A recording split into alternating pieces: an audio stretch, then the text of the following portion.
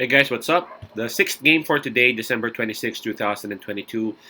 This is a Western Conference matchup. Utah Jazz going up against San Antonio Spurs.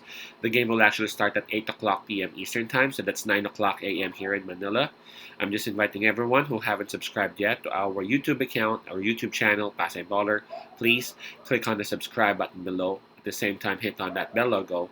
That way, automatically, you guys will be receiving notifications whenever new videos are uploaded. By the way, the spread given in here is it minus 5.5 or 4.5? Minus 5.5. That's actually given towards the visiting team, Utah Jazz.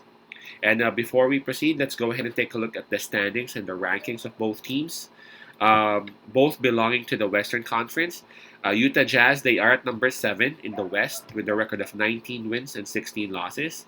While for the San Antonio Spurs, they are at number 14 with a record of 10 wins and 22 losses. Right, so here we go. San Antonio Spurs, they would have the home court advantage on this. Um, Hold up. All right. All right, sorry about that. So again, San Antonio, they would have the home court advantage in terms of fatigue. Well, both teams had their rest last night. In terms of momentum, well, we got to give it to Utah Jazz because approaching this game, Utah Jazz, they have won back to back. While for the Spurs, they have actually lost back to back. And let's go ahead and take a look at the availability of the players or the health of both teams. Well, it shows here that the only player who is out and who is actually hurt for this matchup is Kelly Olynyk. Nobody for San Antonio Spurs, so we got to give the advantage towards San Antonio Spurs for being healthy, as in no one in the lineup of the Spurs is hurt or out. All right, so this is actually the second time that these two teams would actually meet. The first time, it was actually the Spurs who won the game, 111-104. Is that correct? Hold up. Nah, this is a preseason battle. I'm sorry. That was a preseason battle, so let's not count that one. So this is just going to be the first time. Not sure though. Now I'm confused. All right, but so this is going to be a Western Conference matchup.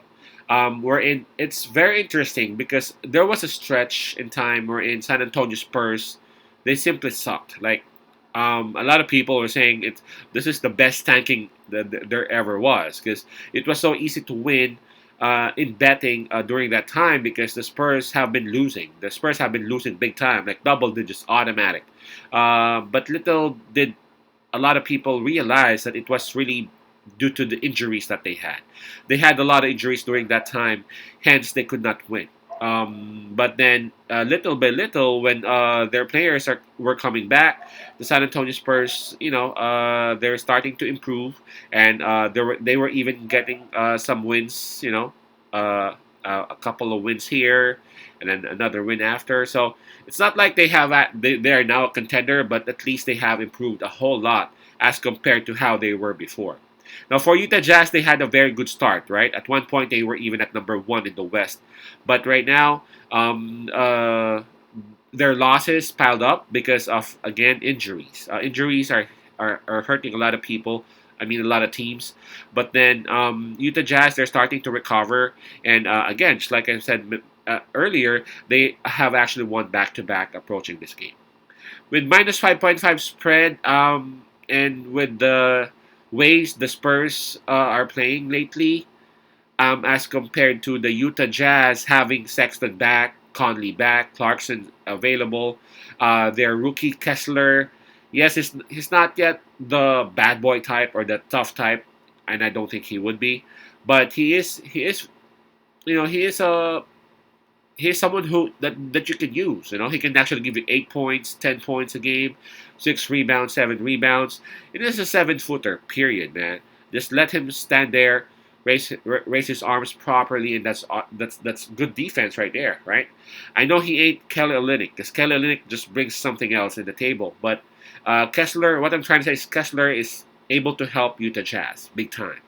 Um, I think the Utah Jazz should win this one, even though the Spurs would have the advantage in terms of the home court and in terms of them be having more available players.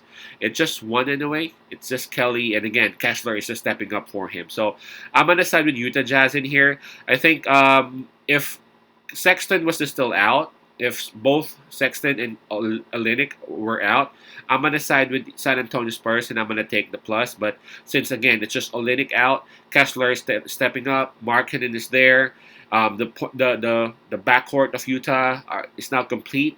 I'm gonna side with Utah Jazz. I think they can carry over some of the momentum that they've had on those couple of wins, and they would win and cover the spread on this. So my pick would be Utah minus 5.5. Jazz minus 5.5.